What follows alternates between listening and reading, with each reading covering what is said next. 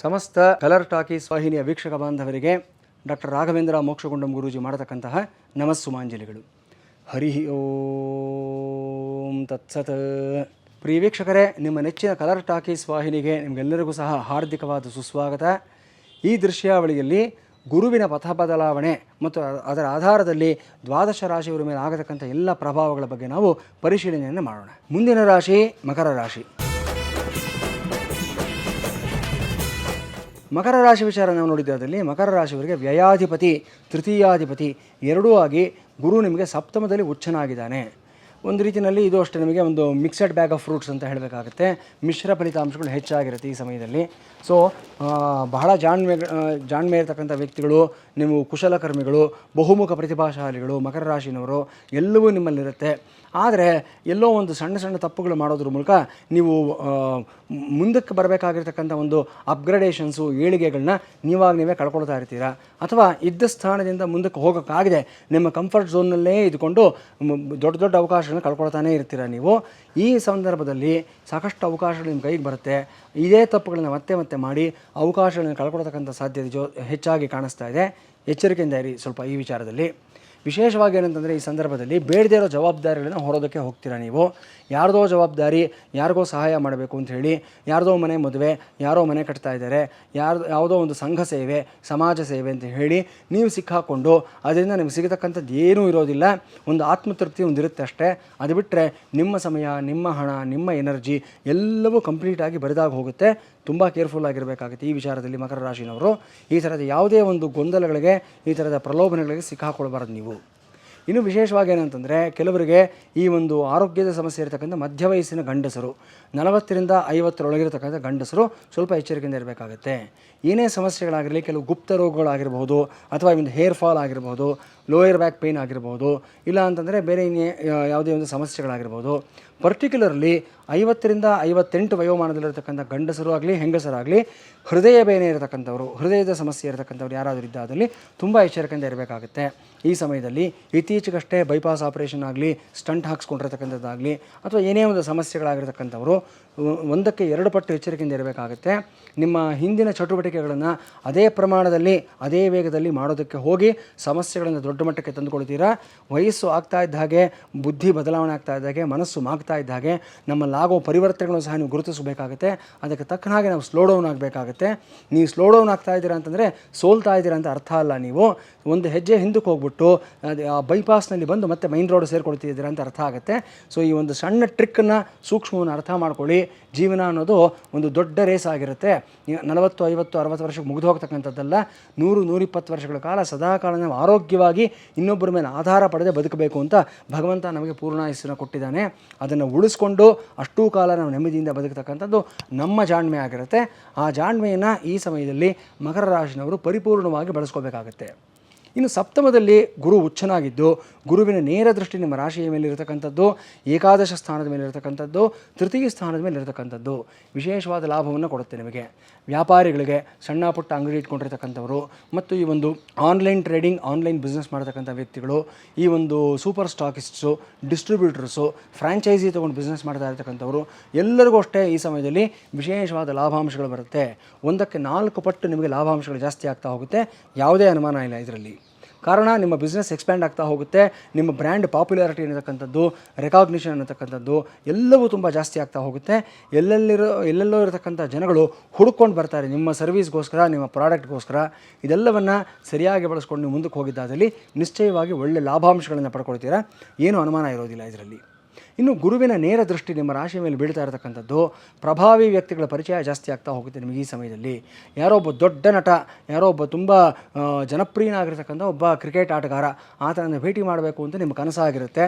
ನಿಮಗೆ ಗೊತ್ತಿಲ್ಲದೆ ಇರತಕ್ಕ ರೀತಿಯಲ್ಲಿ ಆತನನ್ನು ಭೇಟಿ ಮಾಡತಕ್ಕಂಥ ಒಂದು ಅವಕಾಶ ಒದಗಿ ಬರುತ್ತೆ ನಿಮಗೆ. ಸೋಷಲ್ ಸರ್ಕಲ್ ಅನ್ನೋದು ಬೆಳೆಯುತ್ತೆ. ಬಹುದಿನಗಳ ಕನಸು ಈಡೇರುತ್ತೆ ನಿಮಗೆ. ಮತ್ತು ನಿಮ್ಮ ಪ್ರಭಾವ, ನಿಮ್ಮ ಸೋಷಿಯಲ್ ಇನ್ಫ್ಲೂಯೆನ್ಸ್ ಅನ್ನತಕ್ಕಂಥದ್ದು ಜಾಸ್ತಿ ಆಗ್ತಾ ಹೋಗುತ್ತೆ ಈ ಸಮಯದಲ್ಲಿ. ಸೊ ಒಂದು 4 ಮೆಟ್ಲು, ಒಂದು 10 ಮೆಟ್ಲು ನೀವು ಮೇಲಕ್ಕೆ ಹತ್ತೀರಾ ಜೀವನದಲ್ಲಿ, ಸಮಾಜದಲ್ಲಿ ಎಲ್ಲವೂ ಚೆನ್ನಾಗಿರುತ್ತೆ. ಏನೂ ತೊಂದರೆ ಇರೋದಿಲ್ಲ ನಿಮಗೆ. ವಿಶೇಷವಾಗಿ ಈ ಒಂದು ಪ್ರೈವೇಟ್ ಸೆಕ್ಟರ್ನಲ್ಲಿ ವರ್ಕ್ ಮಾಡ್ತಾ ಇರತಕ್ಕಂಥವರು, IT BT ಸೆಗ್ಮೆಂಟಲ್ಲಿ ವರ್ಕ್ ಮಾಡ್ತಾ ಇರತಕ್ಕಂಥವ್ರು ಆಗಿರ್ಬೋದು, ಅಥವಾ ಕಾರ್ಪೊರೇಟ್ ಫೀಲ್ಡ್ನಲ್ಲಿ ವರ್ಕ್ ಮಾಡ್ತಾ ಇರತಕ್ಕಂಥವ್ರು ಆಗಿರ್ಬೋದು, ಇವರೆಲ್ಲರಿಗೂ ಅಷ್ಟೇ ಈ ಸಮಯದಲ್ಲಿ ವೃತ್ತಿ ಜೀವನದಲ್ಲಿ ಒಂದು ಸಣ್ಣ ಅತಂತ್ರ ಬರುವಂಥ ಒಂದು ಸಾಧ್ಯತೆ ಇರುತ್ತೆ. ನಿಮ್ಮನ್ನು ಒಂದು ಸ್ವಲ್ಪ ಅಬ್ಸರ್ವೇಷನಲ್ಲಿ ಇಟ್ಟಿರ್ತಾರೆ. ಕೆಲವು ದಿವಸ ನಿಮ್ಮ ಕೆಲಸ ಡೋಲಾಯಮಾನದಲ್ಲಿರುತ್ತೆ, ಆದರೆ ಎಲ್ಲವೂ ನಿವಾರಣೆ ಆಗುತ್ತೆ. ಒಂದು ಮೋಡ ಹೀಗೆ ಬಂದು ಹಾಗೆ ಚೆದರ್ಕೊಂಡು ಹೋಗಿರೋ ಪ್ರಕಾರವಾಗಿ ಒಂದು ಸಮಯ ಬರ್ತಾ ಇದ್ದ ಹಾಗೆ ಎಲ್ಲವೂ ಬದಲಾವಣೆ ಆಗುತ್ತೆ. ಸ್ವಲ್ಪ ತಾಳ್ಮೆ ಇರಬೇಕಾಗುತ್ತೆ. ಕೆಲವೊಂದು ವಿಚಾರಗಳನ್ನು ನೀವು ಸಹನೆಯಿಂದ ನೀವು ಹ್ಯಾಂಡಲ್ ಮಾಡಿದ್ದಾದಲ್ಲಿ ಒಳ್ಳೆಯದಾಗುತ್ತೆ. ನಿಮ್ಮ ಅರ್ಹತೆಗೆ, ನಿಮ್ಮ ಸ್ಥಾನಮಾನಕ್ಕೆ ಕಡಿಮೆ ಇರತಕ್ಕಂಥ ಒಂದು ಕೆಲಸಗಳನ್ನ, ಪ್ರಾಜೆಕ್ಟ್ಗಳನ್ನ ಕೊಟ್ಟರೂ ಸಹ ಸಮಾಧಾನವಾಗಿ ಸ್ವೀಕರಿಸಿ ಆ ಕೆಲಸಗಳಿಗೆ ನ್ಯಾಯ ಒದಗಿಸ್ಕೊಡಿ. ನಾನು ಇದನ್ನೇ ಮಾಡ್ತೀನಿ, ಅದನ್ನೇ ಮಾಡ್ತೀನಿ, ನಾನು ಇಷ್ಟು ಎಕ್ಸ್ಪೀರಿಯೆನ್ಸ್ ಇದೆ ಅನ್ನತಕ್ಕಂಥ ಮನೋಭಾವ ಇಟ್ಕೊಂಡು ಹೋಗಬೇಡಿ. ಕಾಲಕ್ಕೆ ತಕ್ಕ ಹಾಗೆ ಸ್ವಲ್ಪ ಬದಲಾವಣೆಯನ್ನು ಮಾಡ್ಕೊಳ್ಳಿ. ಮತ್ತೆ ಬದಲಾವಣೆ ಆಗುತ್ತೆ. ಮತ್ತು ನಿಮ್ಮ ಯೋಗ್ಯತೆಗೆ ತಕ್ಕನಾಗಿರತಕ್ಕಂಥ ಸ್ಥಾನಮಾನಗಳನ್ನು, ಪೊಸಿಷನ್ಸ್ನ ಖಂಡಿತ ಕೊಟ್ಟೇ ಕೊಡ್ತಾರೆ. ಈ ಸಮಯದಲ್ಲಿ ಸ್ವಲ್ಪ ಕೇರ್ಫುಲ್ಲಾಗಿ ಹೋಗಬೇಕಾಗುತ್ತೆ. ನೀವು ವಿವಾಹಾಕಾಂಕ್ಷಿಗಳಾಗಿರ್ತಕ್ಕಂಥ ಮಕರ ರಾಶಿಯವರಿಗೆ ಅತ್ಯುತ್ತಮವಾದ ಸಮಯ ಇದು ಅಂತ ಹೇಳ್ತೀನಿ ನಾನು. ಕಾರಣ ಸಪ್ತಮದಲ್ಲೇ ಇರತಕ್ಕಂಥ ಗುರು ಉಚ್ಚನಾಗಿದ್ದಾನೆ. ಸೊ ನಿಮ್ಮನ್ನು ಎಲ್ಲ ರೀತಿಯಲ್ಲೂ ಸಹ ಮೇಲಕ್ಕೆ ಕರ್ಕೊಂಡು ಹೋಗ್ತಕ್ಕಂಥ, ಸಮಾಜದಲ್ಲಿ ದೃಢವಾಗಿ ನಿಲ್ಲಿಸ್ತಕ್ಕಂಥ ಸಂಗಾತಿ ನಿಮಗೆ ಸಿಗುವಂಥ ಸಾಧ್ಯತೆಗಳಿರುತ್ತೆ. ವೆಲ್ ಎಜುಕೇಟೆಡ್, ವೆಲ್ ಡಿಸಿಪ್ಲಿನ್ಡ್ ಆಗಿರತಕ್ಕಂಥ ಒಳ್ಳೆಯ ಕುಟುಂಬದಿಂದ ಬಂದಿರುವಂಥ ಒಂದು ಸಂಗಾತಿ ನಿಮಗೆ ಸಿಗ್ತಾರೆ. ತುಂಬ ಚೆನ್ನಾಗಿರುತ್ತೆ. ನಿಮ್ಮ ವೈವಾಹಿಕ ಜೀವನ ಏನು ಕನಸು ನೀವು ಕಂಡುಕೊಂಡಿರ್ತೀರ ಅದೇ ಪ್ರಕಾರವಾಗಿ ನಡ್ಕೊಂಡು ಹೋಗೋದಕ್ಕೆ ಸೂಕ್ತವಾದ ಸಮಯ ಇದಾಗಿರುತ್ತೆ. ಮತ್ತೊಮ್ಮೆ ಹೇಳ್ತಾ ಇದ್ದೀನಿ, ಈ ಗುರು ಅಸ್ತಕಾಲವನ್ನು ಮಾತ್ರ ನೀವು ಎಲ್ಲರೂ ತ್ಯಜಿಸಬೇಕಾಗತ್ತೆ. ಅಂದರೆ ಜುಲೈ 14ರಿಂದ ಆಗಸ್ಟ್ 12ರವರೆಗೂ ಗುರು ಉಚ್ಚನಾಗಿದ್ದರೂ ಕೂಡ ಅಸ್ತನಾಗಿರೋದ್ರಿಂದ ಆ ಸಮಯದಲ್ಲಿ ಯಾವುದೇ ಮೇಜರ್ ಡಿಸಿಷನ್ಸ್ ತೆಗೆದುಕೊಳ್ಳೋದಕ್ಕೆ, ಶುಭ ಕಾರ್ಯಗಳನ್ನು ಕೈಗೊಳ್ಳೋದಕ್ಕೆ ಸೂಕ್ತವಾಗಿರೋದಿಲ್ಲ. ಆ ಸಮಯವನ್ನು ಬಿಟ್ಟು ಈ 5 ತಿಂಗಳ ಸಮಯದಲ್ಲಿ ಬೇರೆ ಯಾವುದೇ ಸಮಯದಲ್ಲಾದರೂ ಸರಿ ಮದುವೆ, ಗೃಹ ಪ್ರವೇಶ, ಮನೆ ಕಟ್ಟಿಸ್ತಕ್ಕಂಥದ್ದು, ಹೊಸ ಬಿಸ್ನೆಸ್ ಪ್ರಾರಂಭ ಮಾಡ್ತಕ್ಕಂಥದ್ದು, ರಿಜಿಸ್ಟ್ರೇಷನ್ಸು ಎಲ್ಲದಕ್ಕೂ ಪ್ರಯತ್ನ ಮಾಡಿ. ಶುಭ ಫಲಿತಾಂಶ ಬರುತ್ತೆ, ಏನೂ ಅನುಮಾನ ಇಲ್ಲ.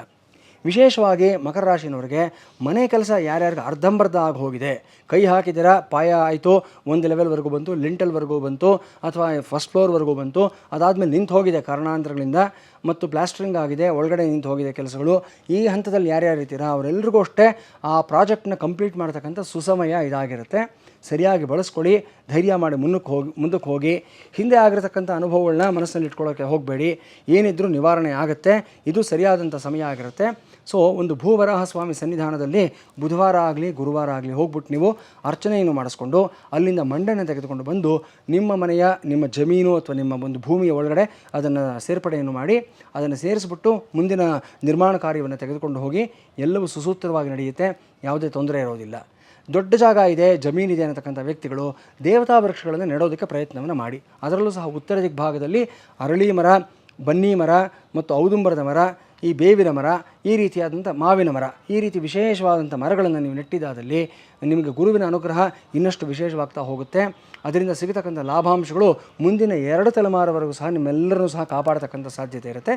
ಚೆನ್ನಾಗಿದೆ, ಏನೂ ತೊಂದರೆ ಇಲ್ಲ.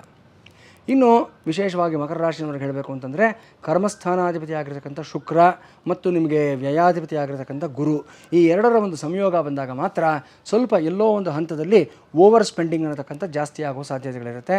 ಮತ್ತು ಉದ್ಯೋಗ ಪರ್ವದಲ್ಲಿ ಕೆಲವೊಂದು ಬೇಡದೇ ಇರತಕ್ಕಂಥ ಆಕರ್ಷಣೆಗಳಲ್ಲಿ ನೀವು ಸಿಕ್ಕಾಕೊಳ್ತಕ್ಕಂಥ ಸಾಧ್ಯತೆಗಳಿರುತ್ತೆ. ಈ ಬಗ್ಗೆ ಮಾತ್ರ ಸ್ವಲ್ಪ ಎಚ್ಚರಿಕೆಯಿಂದ ಇರಬೇಕಾಗುತ್ತೆ. ಒಂದು ವೇಳೆ ಯಾವುದೇ ಬೇಡದೇ ಇರತಕ್ಕಂಥ ಆಕರ್ಷಣೆಗಳು, ವ್ಯಕ್ತಿಗಳ ಒಂದು ಪ್ರಭಾವಕ್ಕೆ ಸಿಕ್ಕಾಕೊಳ್ತಕ್ಕಂಥದ್ದು, ಈ ಥರದ್ದು ಏನಾದರೂ ನಡೆದಿದ್ದಾದಲ್ಲಿ ಆಫೀಸ್ನಲ್ಲಿ, ನೇರವಾಗಿ ಹೇಳ್ತಾ ಇದ್ದೀನಿ, ಅಫೇರ್ಸ್ಗಳು ಸಿಕ್ಕಾಕೊಂಡಿದ್ದಾದಲ್ಲಿ, ಇಲ್ಲ ಬೇಡದೇ ಇರೋ ಜೊತೆ ಏನಾದರೂ ರಿಲೇಷನ್ಶಿಪ್ಸನ್ನು ಮೇಂಟೈನ್ ಮಾಡಿದ್ದಾದಲ್ಲಿ, ಇದೆಲ್ಲವೂ ತುಂಬ ದೊಡ್ಡ ಮಟ್ಟದ ಸಮಸ್ಯೆಗಳನ್ನು ತಂದುಕೊಡುತ್ತೆ. ಕೇರ್ಫುಲ್ ಆಗಿರಬೇಕಾಗುತ್ತೆ ಈ ವಿಚಾರದಲ್ಲಿ. ಸೊ ಕೆಟ್ಟ ಗಳಿಗೆ ಅನ್ನತಕ್ಕಂಥದ್ದು ಪ್ರತಿ ಮನುಷ್ಯನ ಜೀವನದಲ್ಲೂ ಬರುತ್ತೆ. ಆ ಸಮಯದಲ್ಲಿ ಬುದ್ಧಿಯನ್ನು ಎಷ್ಟರ ಮಟ್ಟಿಗೆ ನಾನು ನನ್ನ ಕೈಯಲ್ಲಿ ಇಟ್ಕೊಂಡಿರ್ತೀನಿ ಅನ್ನೋದರಲ್ಲಿ ನಿರ್ಧಾರ ಆಗುತ್ತೆ ಮುಂದಿನ ಜೀವನ ಹೇಗಿರುತ್ತೆ ಅನ್ನತಕ್ಕಂಥದ್ದು. ಸೊ ಈ ಒಂದು ಸೂಕ್ಷ್ಮವನ್ನು ಈ ಸಮಯದಲ್ಲಿ ಧಾರಣೆಯನ್ನು ಮಾಡ್ಕೊಳ್ಳಿ, ಒಳ್ಳೆಯದಾಗುತ್ತೆ ನಿಮಗೆ. ಇನ್ನು ಮಕರ ರಾಶಿ ವಿದ್ಯಾರ್ಥಿಗಳ ವಿಚಾರ ನೋಡಿದ್ದಾದಲ್ಲಿ ಸ್ವಲ್ಪ ಮಟ್ಟಿಗೆ ಈ ಸಮಯದಲ್ಲಿ ವಿದ್ಯಾರ್ಥಿಗಳಿಗೆ ಇಲ್ಲಿವರೆಗೂ ನೀವು ಆಯ್ಕೆ ಮಾಡ್ಕೊಂಡಿರ್ತಕ್ಕಂಥ ವಿದ್ಯೆಗಳು ಅಲ್ಲದೆ ಸ್ವಲ್ಪ ಸಾಫ್ಟ್ ಸ್ಕಿಲ್ಸ್ ಅಂತ ಹೇಳ್ತೀವಿ ನಾವು, ಆ್ಯಡ್ ಆನ್ ಕೋರ್ಸಸ್ ಅಂತ ಹೇಳ್ತೀವಿ. ಈ ಥರದನ್ನು ನೀವು ಆಯ್ಕೆ ಮಾಡ್ಕೊಳ್ಳೋದ್ರಿಂದ ತುಂಬ ಪ್ಲಸ್ ಆಗುವಂಥ ಒಂದು ಸಾಧ್ಯತೆಗಳು ಇರುತ್ತೆ. ಉದಾಹರಣೆಗೆ ನೀವು ಕಾಮರ್ಸ್ ಸ್ಟ್ರೀಮ್ ಲೈನಲ್ಲಿ ಇರ್ತೀರಾ, ಅದಕ್ಕೆ ಸಂಬಂಧ ಪಡದೇ ಇರತಕ್ಕಂಥ ಮತ್ತೊಂದು ಸ್ಟ್ರೀಮ್ ಲೈನಲ್ಲಿ ಒಂದು ಆ್ಯಡ್ ಆನ್ ಕೋರ್ಸ್ ಮಾಡ್ಕೊಳ್ತಕ್ಕಂಥದ್ದು. MBA ಮಾಡಿರ್ತೀರಾ ನೀವು, ಇಲ್ಲ BSc ಮಾಡಿರ್ತೀರಾ, ಅಲ್ಲಿಂದ ಮುಂದಕ್ಕೆ MBA ಮಾಡ್ತಕ್ಕಂಥದ್ದು. MBA ಮಾಡಿರ್ತೀರಾ, ಅಲ್ಲಿಂದ ಮುಂದಕ್ಕೆ ಬೇರೆ ಇನ್ನೊಂದು ಆ್ಯಡ್ ಆನ್ ಕೋರ್ಸ್, ಟೆಕ್ನಿಕಲಿ ಏನಾದರೂ ಒಂದು ಆ್ಯಡ್ ಆನ್ ಮಾಡ್ಕೊಳ್ತಕ್ಕಂಥದ್ದು. ಈ ಥರದ ಪ್ರಯತ್ನಗಳನ್ನು ಮಾಡಿದ್ದಾದಲ್ಲಿ ವಿಶೇಷವಾದ ಲಾಭಾಂಶಗಳು ಬರುತ್ತೆ. ಡಬಲ್ ಸ್ಕಿಲ್ಸ್ ನಿಮಗೆ ಬರ್ತಕ್ಕಂಥ ಸಾಧ್ಯತೆಗಳು ಸಹ ಇರುತ್ತೆ. ಹಲವಾರು ಬಾರಿ ನಾವು ಹೇಳ್ತಾ ಇರ್ತೀವಿ, ಈ ಥರ 2 ದೋಣಿನಲ್ಲಿ ಪ್ರಯಾಣ ಬೇಡ, ತೊಂದರೆಗಳಾಗುತ್ತೆ ಅನ್ನತಕ್ಕಂಥದ್ದು. ಇನ್ನು ಮಕರ ರಾಶಿ ವಿಚಾರ ನಾವು ಉದ್ಯೋಗ ರೀತಿಯ ನೋಡಿದ್ದಾದಲ್ಲಿ ವಿಶೇಷವಾಗಿ ಮಕರ ರಾಶಿನವರಿಗೆ ಈ ಒಂದು ನ್ಯೂಟ್ರಿಷನಿಸ್ಟ್ ಬಿಸ್ನೆಸ್ ಮಾಡ್ತಾ ಇರ್ತಕ್ಕಂಥವ್ರು, ಹೆಲ್ತ್ ಆ್ಯಂಡ್ ವೆಲ್ನೆಸ್ ಸೆಗ್ಮೆಂಟ್ನಲ್ಲಿ ಇರತಕ್ಕಂಥವ್ರು, ಮತ್ತು ಈ ಒಂದು ಕಾಸ್ಮೆಟಿಕ್ ಬಿಸ್ನೆಸ್ಸು, ಈ ಒಂದು ಬ್ಯೂಟಿಷಿಯನ್ ಕೆಲಸ ಮಾಡ್ತಾ ಇರ್ತಕ್ಕಂಥವ್ರು, ಹೇರ್ ಸ್ಟೈಲಿಸ್ಟು, ಇವರೆಲ್ಲರಿಗೂ ಅಷ್ಟೇ ಈ ಸಮಯದಲ್ಲಿ ನೀವು ಕಳೆದ 1-1.5 ವರ್ಷದಿಂದ ಏನೇನೆಲ್ಲ ಎಫರ್ಟ್ ಹಾಕಿದ್ದೀರಾ ಅದಕ್ಕೆಲ್ಲದಕ್ಕೂ ಪ್ರತಿಫಲ ಬರತಕ್ಕಂಥ ಒಂದು ಸಮಯ ಇದಾಗಿರುತ್ತೆ. ಜೊತೆಗೆ ಒಂದು ಗುರುತಿಸುವಿಕೆ ಸಹ ಸಿಗುತ್ತೆ ನಿಮ್ಮ ಕೆಲಸಗಳಿಗೆ. ಸಮಾಜದಲ್ಲಿ ಸಾಧಾರಣವಾಗಿ ಕೆಲವೊಂದು ಕೆಲಸಗಳ ಬಗ್ಗೆ ಒಂದು ತಾತ್ಸಾರ ಇರುತ್ತೆ ಜನಗಳಿಗೆ. ಅಯ್ಯೋ ಅವ್ರೇನು ಮಹಾ ಈ ಕೆಲಸ ಮಾಡ್ತಾರೆ, ಆ ವೃತ್ತಿ ಮಾಡ್ತಾರೆ ಅನ್ನೋ ರೀತಿಯಲ್ಲಿ ನೋಡುವಂಥ ವ್ಯಕ್ತಿಗಳಿರ್ತಾರೆ. ಆದರೆ ಆ ಸಮಯ ಬಂದಾಗ ಮಾತ್ರ ಅದರ ಬೆಲೆ ಎಲ್ರಿಗೂ ಅರ್ಥ ಆಗುತ್ತೆ. ಸೊ ಈ ಸಮಯದಲ್ಲಿ ನಿಮ್ಮ ಕೆಲಸದ ಮಹತ್ವ ಏನು ಅನ್ನೋದನ್ನು ಎಲ್ಲರೂ ಅರ್ಥ ಮಾಡ್ಕೊಳ್ತಕ್ಕಂಥ ಒಂದು ಸಂದರ್ಭ ಆಗಿರುತ್ತೆ. ತುಂಬ ವಿಶೇಷವಾಗಿದೆ, ಒಳ್ಳೆ ಗ್ರೋತ್ ಇದೆ, ಏನು ತೊಂದರೆ ಏನಿಲ್ಲ ನಿಮಗೆ. ಇನ್ನು ಪರ್ಟಿಕ್ಯುಲರಾಗಿ ಸಂತಾನಾಪೇಕ್ಷೆಗಳಿಗೂ ಅಷ್ಟೇ ಈ ಸಮಯದಲ್ಲಿ ಒಂದು ಒಳ್ಳೆಯ ಶುಭ ಸುದ್ದಿ ಬರತಕ್ಕಂಥದ್ದು, ಎಲ್ಲ ಒಂದು ಅಭಿವೃದ್ಧಿ ಆಗತಕ್ಕಂಥ ಒಂದು ಸಾಧ್ಯತೆಗಳು ಸ್ಪಷ್ಟವಾಗಿ ಗೋಚರವಾಗ್ತಾ ಇದೆ.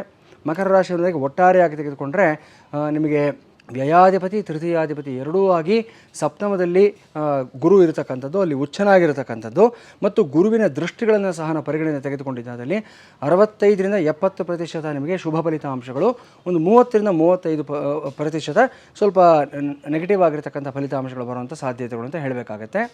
ಪ್ರಧಾನವಾಗಿ ಮಕರ ರಾಶಿನವರು ಇಲ್ಲಿ ನಿಮ್ಮ ರಕ್ಷಣೆಗೋಸ್ಕರ ನೀವು ಮಾಡ್ಕೋಬೇಕಾಗಿರ್ತಕ್ಕಂಥದ್ದು ಅಂತಂದರೆ ಈ ಸುಲೇಮಾನಿ ಹಕೀಕ್ ಅನ್ನತಕ್ಕಂಥ ಒಂದು ವಿಶೇಷವಾದ ಉಪರತ್ನ ಬರುತ್ತೆ. ಈ ಉಪರತ್ನದಲ್ಲಿ ಮಾಡಿರ್ತಕ್ಕಂಥ ಒಂದು ಬ್ರೇಸ್ಲೆಟನ್ನು ನಿಮ್ಮ ಬಲಗೈನಲ್ಲಿ ನೀವು ಧಾರಣೆ ಮಾಡ್ಕೊಳ್ತಕ್ಕಂಥದ್ದಾಗಲಿ, ಅಥವಾ ಇದೇ ಒಂದು ಸ್ಟೋನ್ನಲ್ಲಿ ಮಾಡಿರ್ತಕ್ಕಂಥ ಒಂದು ಪೆಂಡೆಂಟನ್ನು ನೀವು ಸ್ಫಟಿಕ ಮಾಲೆ ಜೊತೆಯಲ್ಲಿ ಸೇರಿಸಿ ಕತ್ತಿನಲ್ಲಿ ಧಾರಣೆಯನ್ನು ಮಾಡ್ಕೊಳ್ತಕ್ಕಂಥದ್ದಾಗಲಿ ವಿಶೇಷವಾದ ಲಾಭ ಮತ್ತು ರಕ್ಷಣೆ ಸಿಗುತ್ತೆ ನಿಮಗೆ. ಬಹಳ ಮುಖ್ಯವಾಗಿ ಮಕರ ರಾಶಿಯವರಿಗೆ ಈ ಸಮಯದಲ್ಲಿ ಬೇಕಾಗಿರ್ತಕ್ಕಂಥದ್ದು ಆತ್ಮರಕ್ಷಣೆ ಆಗಿರುತ್ತೆ, ದೈವಿಕವಾದ ರಕ್ಷಣೆ ಆಗಿರುತ್ತೆ. ಸೊ ಆ ನಿಟ್ಟಿನಲ್ಲಿ ನೀವು ಪ್ರಯತ್ನವನ್ನು ಮಾಡಬೇಕು. ಜೊತೆಗೆ ಸುಂದರಕಾಂಡ ಪಾರಾಯಣ ಮಕರ ಮತ್ತು ಕುಂಭರಾಶಿ ಇಬ್ಬರಿಗೂ ಸಹ ಅನ್ವಯ ಆಗುತ್ತೆ ಈ ವಿಚಾರ. ಇದನ್ನು ನೀವು ಎಷ್ಟು ಮಾಡಿಸಿದ್ರೆ ಅಷ್ಟು ವಿಶೇಷವಾದ ಫಲಿತಾಂಶ ಸಿಗುತ್ತೆ. ನಿಮ್ಮ ನಕ್ಷತ್ರಗಳಿಗೆ ಕ್ಷೇಮತಾರೆ ಇರತಕ್ಕಂಥ ದಿವಸ, ಕ್ಷೇಮತಾರೆ ಇರತಕ್ಕಂಥ ಗುರುವಾರ ಆಗಲಿ ಶನಿವಾರ ಆಗಲಿ ಶುರು ಮಾಡಿಸಿ 1 ವಾರಗಳ ಪರ್ಯಂತ ನೀವು ಯಾವುದಾದ್ರೂ ಒಂದು ಋಷಿಮುನಿಗಳ ಒಂದು ಸನ್ನಿಧಾನದಲ್ಲಿ, ಅಂದರೆ ವ್ಯಾಸರು ಅಥವಾ ದೂರ್ವಾಸ ಮುನಿಗಳು ಅಥವಾ ವಸಿಷ್ಠರು, ಈ ರೀತಿಯ ವಿಶ್ವಾಮಿತ್ರರು, ಈ ರೀತಿಯಾದಂಥ ಸನ್ನಿಧಾನಗಳಿರತಕ್ಕಂಥ ಸ್ಥಾನಗಳಲ್ಲಿ, ಅಲ್ಲಿ ಪ್ರಧಾನ ದೇವತೆ ಋಷಿಗಳೇ ಆಗಿರಬೇಕು ಅಂತೇನಿಲ್ಲ, ಉಪದೇವತೆಗಳ ಸ್ಥಾನದಲ್ಲಿ ಈ ಋಷಿಗಳ ಒಂದು ಆವಾಸ ಸ್ಥಾನ ಇರತಕ್ಕಂಥದ್ದನ್ನು ಎಷ್ಟೋ ಒಂದು ಪುರಾತನವಾದ ದೇವಸ್ಥಾನಗಳು ನಾವು ನೋಡ್ತೀವಿ. ಅಂಥ ಸನ್ನಿಧಾನದಲ್ಲಿ ಈ ಸುಂದರಕಾಂಡ ಪಾರಾಯಣ, ಅದರಲ್ಲೂ ಸಹ ವೇದವ್ಯಾಸರ ಸನ್ನಿಧಾನದಲ್ಲಿ ಎಲ್ಲಾದರೂ ನೀವು ಮಾಡಿಸಿದ್ದಾದಲ್ಲಿ ಅದ್ಭುತವಾದ ಲಾಭಾಂಶಗಳನ್ನು ಪಡ್ಕೊಳ್ತೀರಾ. ನಿಮ್ಮನ್ನು ಸಂಪೂರ್ಣವಾಗಿ ರಕ್ಷಣೆ ಮಾಡತಕ್ಕಂಥ ಒಂದು ವಿಶೇಷವಾದ ಒಂದು ಶಕ್ತಿ ಅದೇ ಆಗಿರುತ್ತೆ.